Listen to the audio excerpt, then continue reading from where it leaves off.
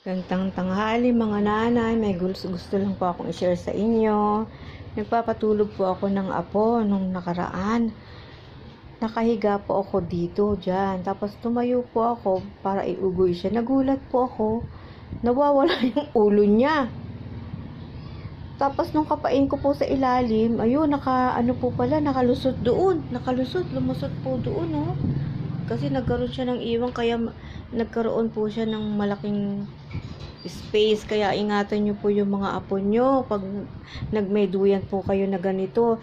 Hindi ko po sinisiraan yung duyan, kundi pinapaalalahanan ko lang po kayo na pag nag-aalaga po kayo at ganito yung kanilang duyan, ingatan nyo po yung bata kasi may pruweba po na lumusot yung ulo niya.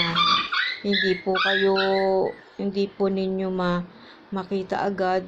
Mabuti na lang po at sandali lang po yun kasi bago lang po, dahil hindi po siya umiyak kung matagal na po yung iiyak yung bata. Kaya advice po sa mga lolo, nanay dyan, nanay at lola, ingatan nyo po yung mga alaga nyong apo kapag meron po kayong ganitong duyan.